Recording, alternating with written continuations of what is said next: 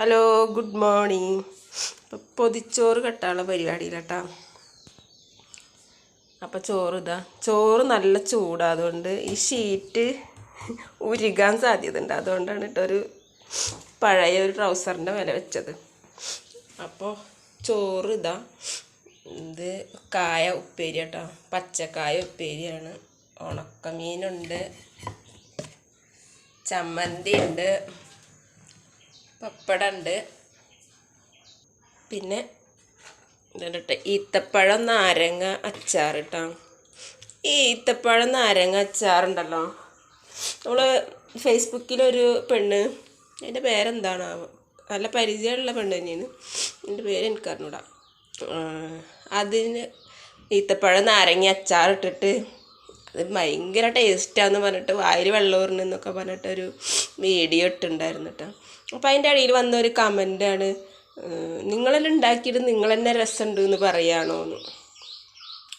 അപ്പോൾ ഞാൻ പറഞ്ഞിട്ട്, ഈ ഏതൊരു അച്ചാറിനേക്കാൾ ഏറ്റവും രുചികരമായ അച്ചാറാണ് ഈ ഈത്തപ്പഴം നാരങ്ങയും കൂടി ഇട്ടിട്ടുള്ള അച്ചാർ. അത് ആര് എങ്ങനെ ഇട്ടാലും അതിനൊരു പ്രത്യേക ടേസ്റ്റ് ഉണ്ടാവും. അത് അച്ചാറുണ്ടാക്കാൻ അറിയാത്തവരിട്ടാലും ആ അച്ചാറിനൊരു പ്രത്യേക ടേസ്റ്റാണ്.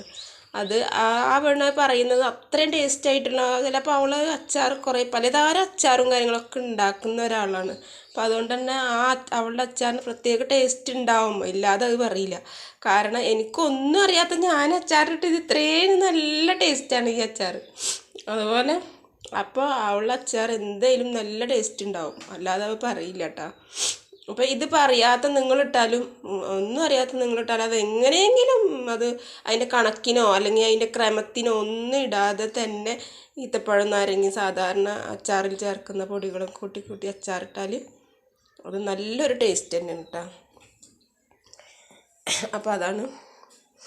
അപ്പം ചോറ് പാക്ക് ചെയ്യാൻ പോട്ടാ. ചോറ്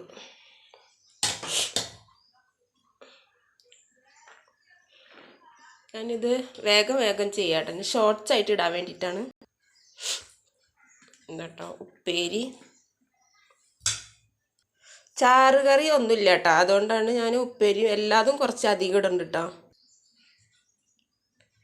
അച്ചാറ്